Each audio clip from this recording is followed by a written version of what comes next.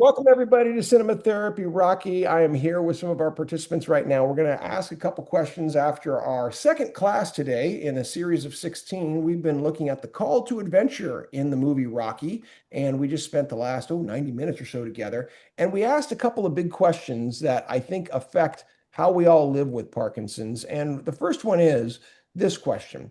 What is one small win or moment of personal triumph you experienced during today's session? What is one small win you experienced during today's session? Anybody have anything in that regard they felt? What went well for you today? Wayne? I learned that I need to narrow my perspective when I'm judging what I'm wanting my character to do. Instead of starting out here, I need to figure out how to get it down to just the meat and potatoes. Perfect. And we talked about lensing tighter and tighter and right. Yeah, all of that. Very well done, Wayne. Daryl? Yeah, I was experiencing technical difficulties hooking in, and just showing up was a victory. So that's the reality. And some people might say, boy, I don't know if I can show up because A, technical difficulties, B, life things, and could I really do this? You know, what are some of the ways that you think we help each other out, Daryl, to make sure we do show up even when we're having difficulties? Well, you were right on top of it. Well, you asked for help. Well, you asked me in the midst of my needing help. Yeah, but you did this. Yeah, so you did that quickly. So The point is we're connected and yeah. we're going to have struggles. All of us are. And we're also, as long as we continue to ask or be present for each other, we'll figure it out. So thanks, Daryl. Anybody else? Yes, Patty, please. I learned that I have to write from the perspective of my hero. I tend to put too much information in there, making it more like a history book, and I need to actually include feelings, emotions, that kind of stuff. And why do you think it's important to include those things? Because history books are important for what they do, but do they capture people's attention as much as, say, Rocky? Not as much. No, I wrote two other books, and they're mostly information. They Which don't is really great. talk about my emotions at all. Mm, emotions matter a lot. Thanks, Patty. I Good. love your history. I love the Yes. backstory. But then that's I'm a history buff too. So Let's go with our second question here right now, which is this, and comes from the Cornerman. If you could whisper one piece of encouragement to someone else in the Parkinson's community right now, what would it be? One piece of encouragement to someone else in the Parkinson's community. What would it be, Patty? When I was first diagnosed, I thought this is the end of the world. This is a progressive disease, and I learned that there are a lot of things that we can do to help us live better with Parkinson's now, like exercise, writing, even classes like this. Um, Realize that it gets better if you've just been diagnosed. You sure hit on the exercise as medicine, and I want to make sure we hit that. Is so important foundationally. We have 20 years of research and history under us, and what we're doing now, and to your point of even classes like this, it's because people are still discovering and learning connection is medicine. The same way that exercise is medicine, connection is medicine, and that's what we're doing. So thanks, Patty. Good. Yes, Sharon, and then Susan. I like to say what Ray Dorsey says is that you're not alone Unless because you a choose lot to of be. people feel like they are when they have Parkinson's, even if they're in a Yeah. family with people with Parkinson's. So Oh, I think yes. that's the big thing is that you aren't alone with it. You aren't alone. And I only add the caveat unless you choose to be, because that speaks toward the active part of choosing to come here, to go to class, to show up. A lot of people choose, and no judgment on that. There's a lot of reasons why people choose that. And we must make an active choice to not be alone. Is that fair, Sharon?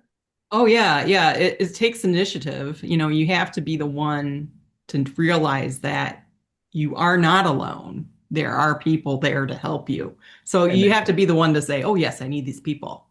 just So like our heroes. they can't just sit there and say, "Oh, I'm not alone, but where are the people? That's like Gotta looking at go the weight and and thinking, seek yeah, if them I pick out. it up, I'll get strong. No, Yeah. that's not lifting it. You have to show up. You have to take Right. action, just like Yeah. our stories. Thanks, Yeah. Sharon. Susan.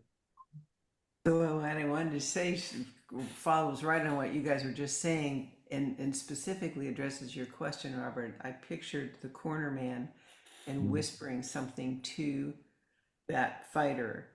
And it was, you may not feel connected to improv or see yourself as a writer.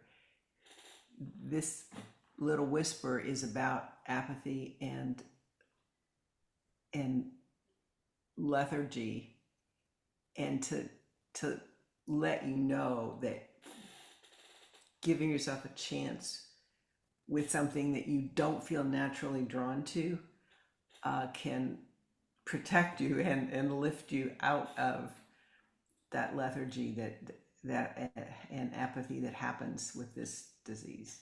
I love the way you said it, and this is why connection is medicine needs to be trumpeted, right? Because people don't understand the power of making this difficult choice to show up and break oneself out of the incredibly difficult pattern that progressively increases and gets more difficult of apathy and everything with that. So thank you for putting a fine point in that, Susan. One more with Wayne, and then our final question. Go ahead, Wayne.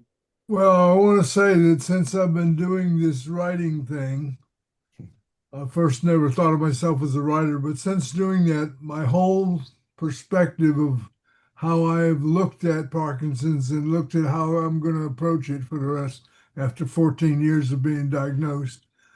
Because the first page or so that I wrote, we did a short story way back when.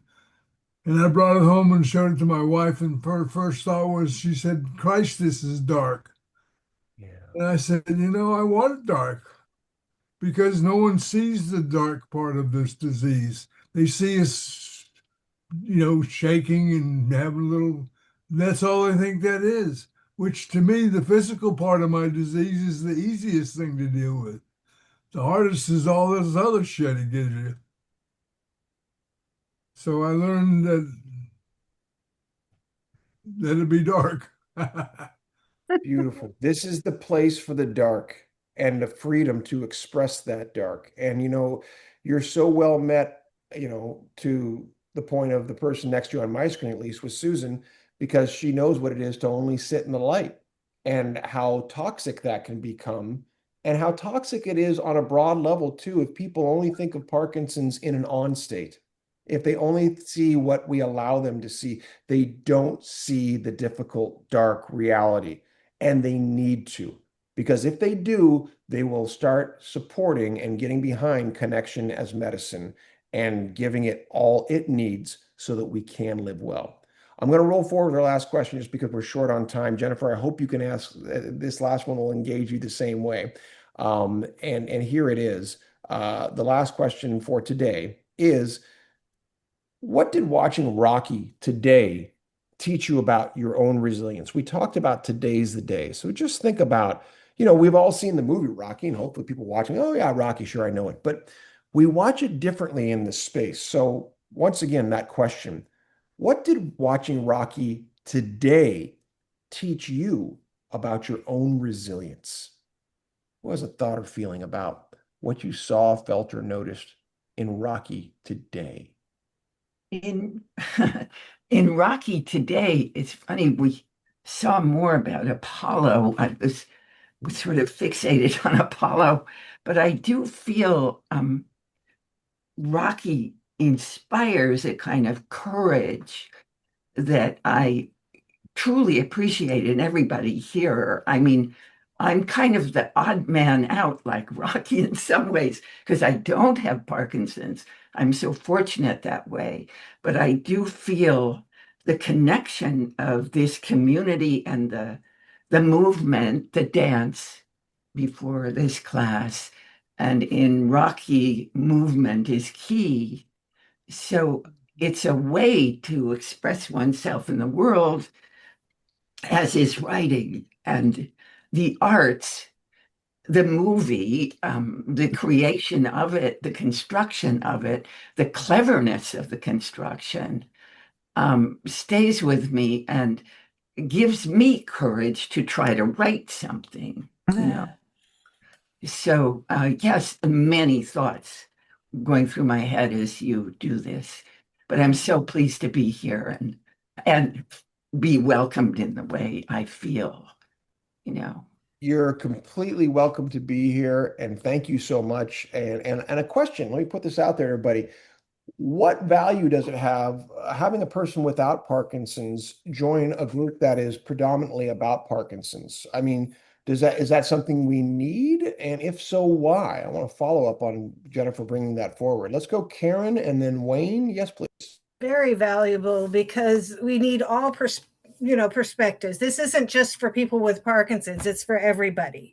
And just the fact that she cares so much, to be here with us, despite the fact that it takes courage on her part, and it helps us see things that we might otherwise not see. And that's how we connect. The connection is, the medicine, because we all need the different perspectives to understand what we're going through too, and vice versa. And I'm just so glad she's with us. Your viewpoint is amazing, and thank you for sharing it.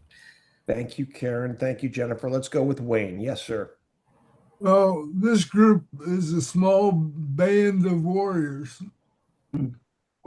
And every time we have a new person, whether they're diseased or undiseased, a new warrior in the fight is a blessing.